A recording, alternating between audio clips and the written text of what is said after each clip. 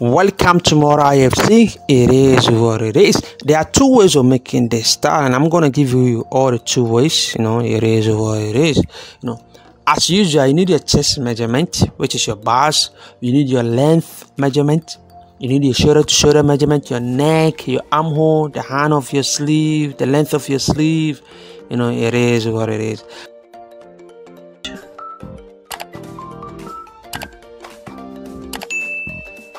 So I'm going to divide my chest or my bars into 4. I'm going to mark it down. I'm going to add 1.5 inch sewing allowance, and I'm going to add extra 1 inch or 1.5 inch to it.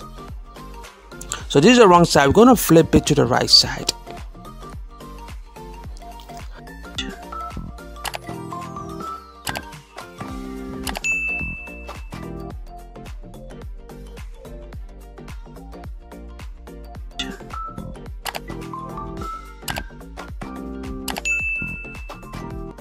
It is what it is. As you can see, I've not cut the shoulder slope yet. I've not cut the neck. So I'm going to mark 3 inches here. 3 inches.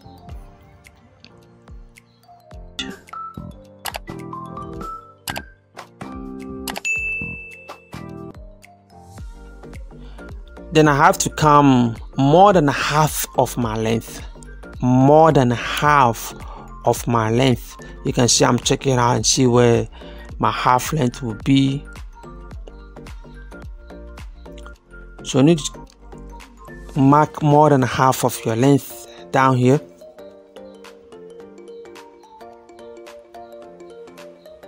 Still checking. So it's supposed to be more than half of your length.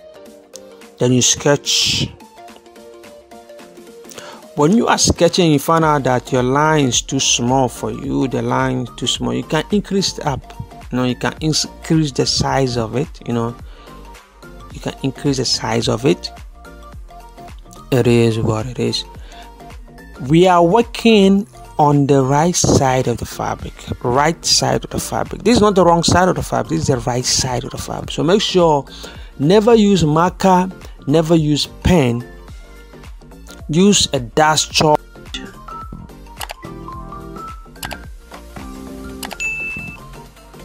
Use a tailoring chalk or a dash chalk like what I'm using now. So you deepen it, but mostly if you get a dash chalk like this, it's kind of help, and you deepen it like this. So I'm going to draw a straight line just like that, just a straight line for the start. This will be my start line.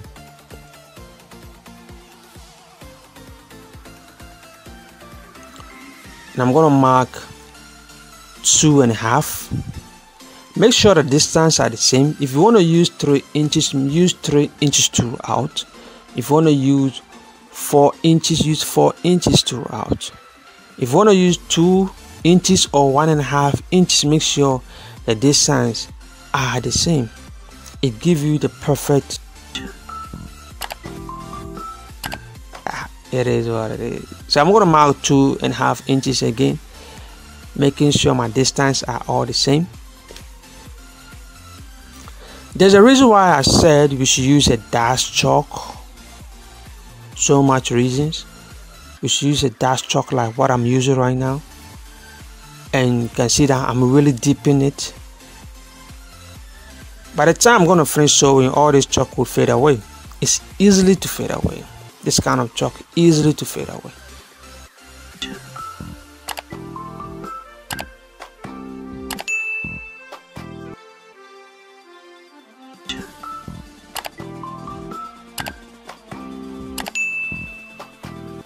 We're going to flip it to the right side.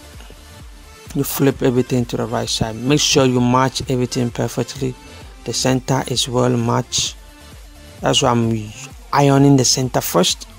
Make sure that it lies perfectly. Then I'm going to tap my hands on it so that the style will transfer to the other part of it. That's the more reason why I'm using a dash chalk, so that I get accurate measurement to the other side. So when you look at other side, you can see that there's a lines over there. It's very simple, just have to trace it.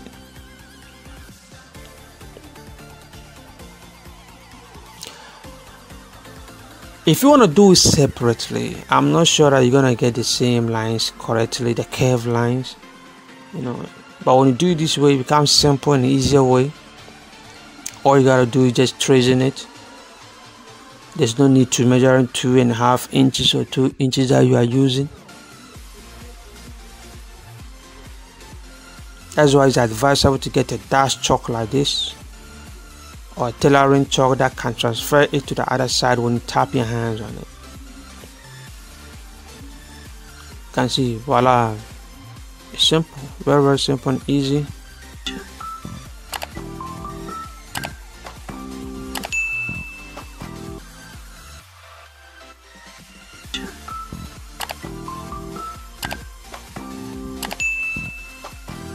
So just look, I'm gonna do one part, then you do the rest part, you know. You're gonna fold it like this. The lines that we make, you have to make the lines first, not the curve, the lines first. You make sure it's like you are making a dot, you know, but this dot supposed to be very, very small, like 0.2 or even 0.1. You fold it this way. I've seen the way I'm folding it, so we are working on the lines first. The lines first.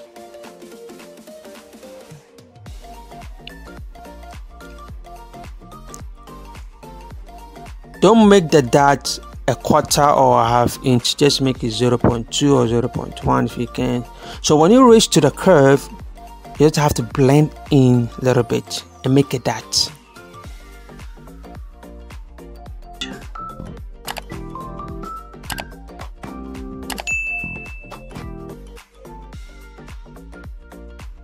Don't go beyond the light and don't go above the light, the line, the curve. So you make sure you stay exactly at the line. Otherwise, you're not going to get the perfect curve. To remember the curve that we made. So when you're making a dot, you're supposed to end exactly at the curve that we made.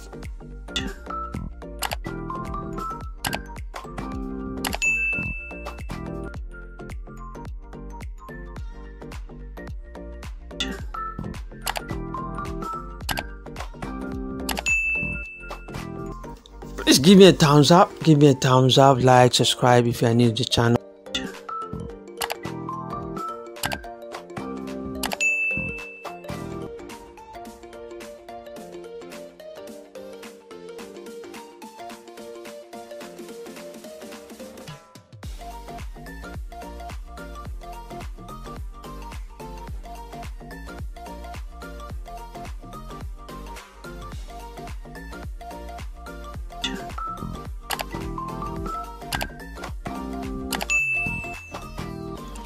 Some people may decide to cut a fabric, a different fabric, then they will make a dot like this on it. After that, then they will put it on top, then they will top stitch it.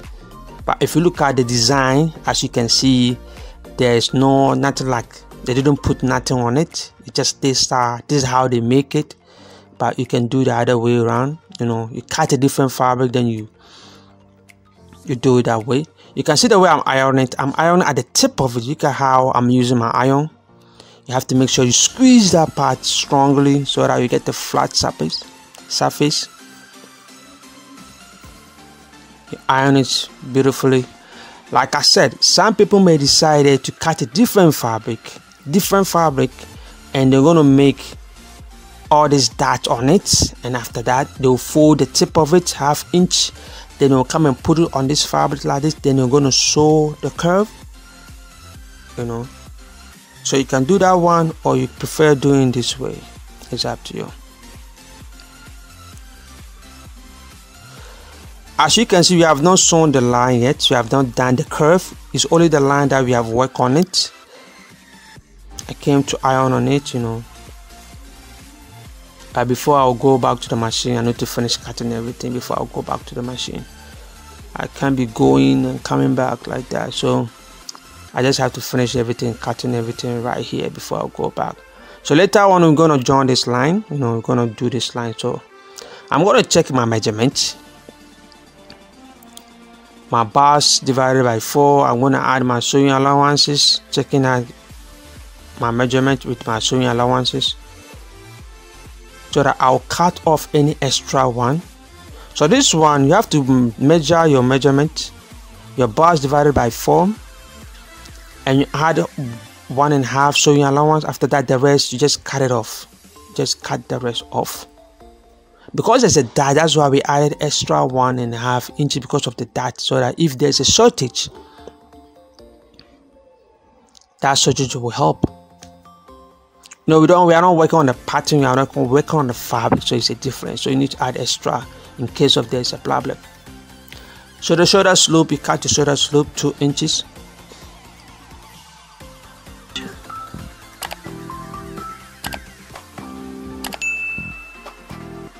As usual, the back is always longer than the front. I have a tutorial on how to cut a center top. Well explained, nothing is hidden and nothing is hiding. Check out on the description box below.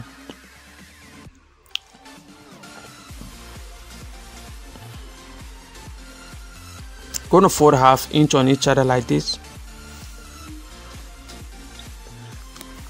Please do subscribe, like and share and comment and click on notification bell. This is a placket, the placket.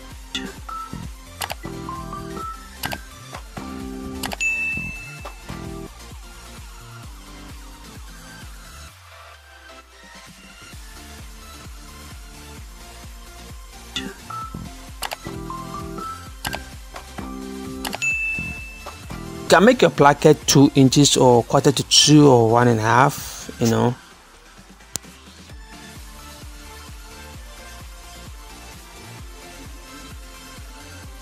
The length can be 16 or 15 or 14 inches.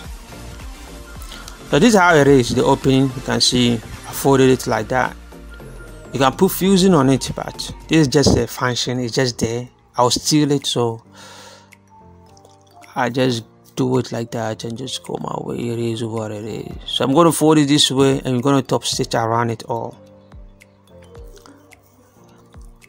So this is the back and this is the yoke of the back, and this is the neck, how to pop a neck. I have a link in the description box below. Check it out, how to pop a neck. So let's go. So I'm folding it into 2 to make sure I get the middle line.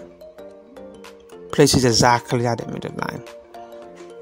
You have to let it like more than quarter away from the neck and above the neck.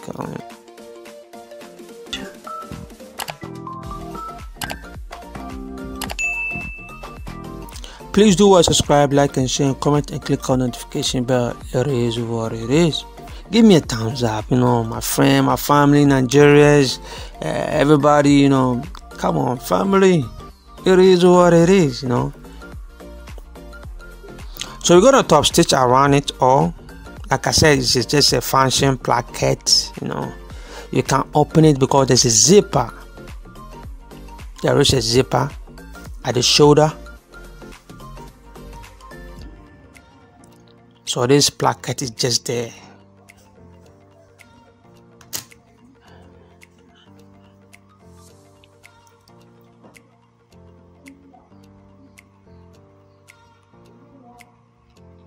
It's too long, so I just have to cut some off.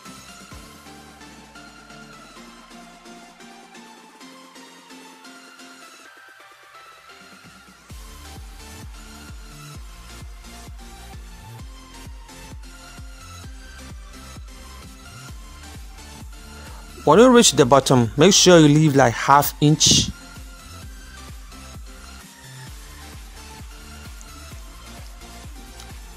at the bottom, then you cross it like that. You can see you have a small opening at the bottom. Yep, it is what it is.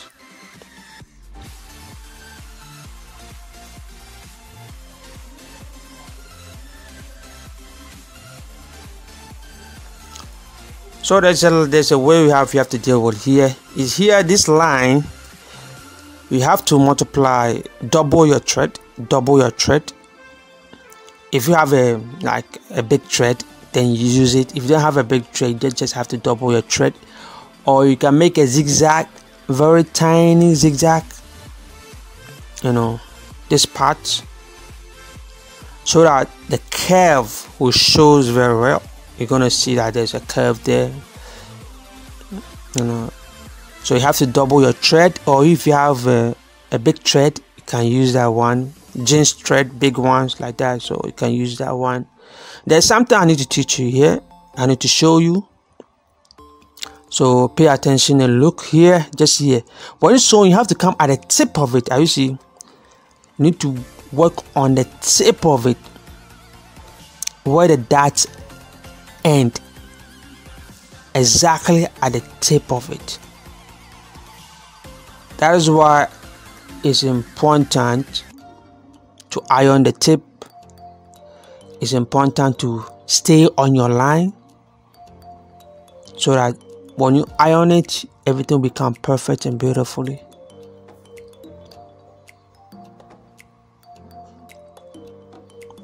Please give me a thumbs up, subscribe, like and share, comment, ask question.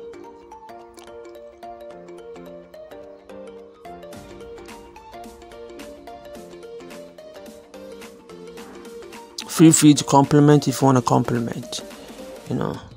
You guys are important to me. It is what it is.